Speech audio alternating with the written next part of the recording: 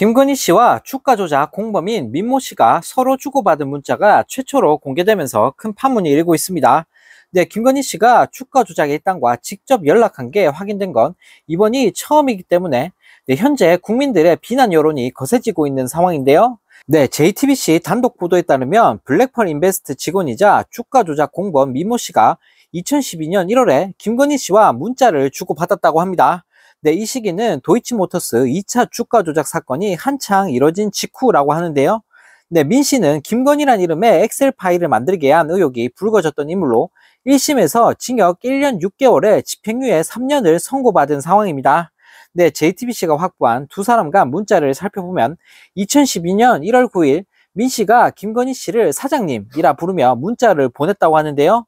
네, 수신자 번호는 김건희 씨의 개인 휴대전화 번호로 네, 도이치모터스 주가 조작 공범인 블랙펄 인베스트 전 대표 이종호 씨가 연락을 주고받았던 것과 같은 번호라고 합니다. 네, 민 씨는 김건희 씨에게 덕분에 금융 실사를 오전 중에 마감했다라고 메시지를 보냈고, 네, 그러자 김건희 씨는 20분 뒤 알겠다라고 답을 했다고 하는데요. 네, 이후 민 씨는 번거롭게 해드려 죄송하다라며 매도 타이밍을 다시 알려주겠다라는 메시지까지 보냈다고 합니다. 네, 또 1월 13일에는 민 씨가 김건희 씨에게 계좌번호를 물었고 김건희 씨가 계좌번호까지 알려준 사실이 드러났다고 하는데요. 네, 특히 두 사람의 대화는 민 씨가 속한 블랙펄 인베스트가 투자한 엔스퍼트라는 회사와 관련한 내용으로 추정이 된다고 합니다. 네, 당시 자금 사정이 좋지 않은 엔스퍼트를 위해 블랙펄 인베스트는 김건희 씨에게 무려 15억 원을 빌렸다고 하는데요. 네, 또 이와는 별도로 한국거래소 주주 금융실사를 위해 김건희 씨가 이미 갖고 있던 주식 13만 주를 빌렸다가 되돌려준 것 역시 파악이 됐다고 합니다.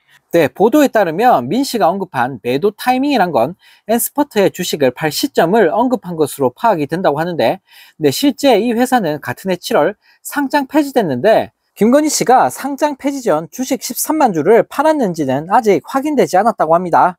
네, 그동안 주가 조작 공범 민모 씨는 김건희 씨와는 소통을 하지 않았다고 재판에서 증언해 왔었는데, 네, 이처럼 2차 주가 조작이 한창 이뤄진 직후 두 사람이 계속 문자를 주고받은 게 처음으로 확인되면서 네, 논란은 더욱 뜨거워지고 있는데요.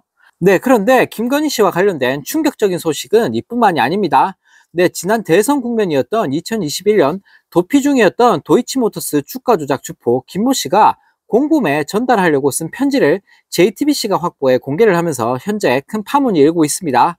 네, 편지에서 가장 충격적인 내용은 김건희 여사만 빠지고 우리만 달리는 상황이 올 수 있다라며 우려를 밝힌 대목이라고 하는데요.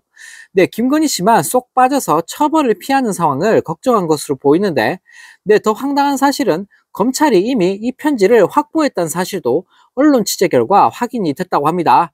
네, 도이치모터스 주가 조작 사건 2차 주포인 김모 씨는 2021년 9월 중순부터 한 달 정도 도피 중이었다고 하는데, 네, 김건희 씨의 계좌 관리인으로 알려진 민모 씨에게 주려고 A4 용지 3장 분량의 편지를 썼다고 하는데요. 네, 편지 내용을 살펴보면 김 씨는 김건희 씨를 직접 언급하고 있다고 하는데, 잡힌 사람들은 구속 기소가 될 텐데 내가 가장 우려한 김건희 여사만 빠지고 우리만 달리는 상황이 올 수도 있고 라며 억울함을 표현하고 있다고 합니다. 네, 본인들은 처벌을 받고 김건희 씨만 처벌을 피하는 상황을 우려하는 걸로 보여지는데요. 네, 그러면서 갑자기 3명 영장을 청구했다길래 정말로 아무도 출석하지 않기를 기대했고 간절히 바랐다라며 지극히 상식적으로 호랑이가 입을 벌리고 있는데 아무 대책도 없이 출석하는 것은 바보짓이라는 내용도 적혀 있었다고 합니다. 네, 그러면서 도대체 형님이 왜 나갔는지 이해가 안 된다라며 당시 구속영장이 청구돼 법원 실질심사에 나간 이종호 블랙펄 인베스트 대표를 언급하기도 했는데요. 네, 이어 김 씨는 나는 잘못 없어요. 누가 시키는 대로 했어요 라고 답한다면 그게 바로 자백이라며 나도 또 전략을 바꿔야 하는 상황이라며 검찰 수사에 대비하는 모습까지 보였다고 합니다. 네, 또 이 편지에서는 김건희 씨뿐만 아니라 윤 대통령을 언급하는 대목도 적혀 있다고 하는데요. 네, 검찰 수사망이 좁혀오자 불안해진 주포 김 씨가 윤석열 당시 후보의 대선 당선 가능성을 거론하면서 윤 쪽은 김 여사만 빠져나가면 나머지는 무기징역을 받든 사형을 당하든 아무런 고민 없는 사람들이라는 내용이 편지에 적혀 있다고 합니다. 네, 한편 이 소식을 접한 네티즌들은 이 정도로 증거가 나오는데 김건희는 빵이 안 가면 대한민국은 더 이상 법치 국가가 아니다. 하루도 안 빠지고 문제를 일으키다니 김건희는 쪽팔리지도 않냐. 역대 최악의 부패 카르텔은 건희 일가 카르텔인 듯. 빼박 증거가 차고 넘치다 못해 홍수가 났는데 검새들은 조용. 이게 공정이냐라는 댓글을 달며 비판했다고 합니다. 네, 정말 어이가 없습니다. 네, 날이면 날마다 사건 사고가 터져 나오고 있는 김건희 씨인데요. 네, 자랑스럽던 대한민국이 대통령 하나 잘못 뽑았다가 국격이 곤두박질 치고 있습니다. 네, 이런 가운데 한덕수 국무총리가 전기 가스 요금을 올려 소비를 억제해야 한다라는 역대급 망언을 날리면서 국민들을 열받게 만들고 있습니다.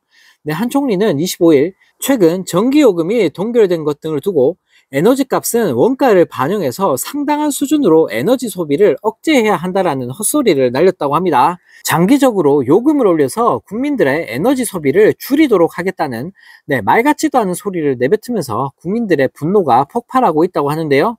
네, 한 총리는 25일 오전 기자들과 만나 전기 가스 요금 인상 가능성을 묻는 질문에 지난 정부에서 가스 요금은 국제가가 10배 오르는 동안 한 번도 오르지 않았고 전기 요금도 움직였다고 보기 어렵다라며 에너지 소비가 그만큼 외국보다 많이 이루어진다는 것으로 기후변화 대응을 잘못하고 있는 것이라는 역대급 헛소리를 날렸다고 합니다.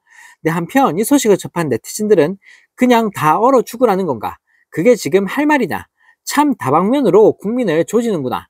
전기 가스는 필수인데 그걸 못 쓰게 하려고 요금을 올린다고? 그게 뭔 개떡 같은 소리냐? 산업용 전기 올린다는 말은 죽어도 안 하지. 세금도 부자들은 깎아주고 서민들은 등쳐먹고 라는 댓글을 달며 비판했다고 합니다. 네, 정말 어이가 없습니다.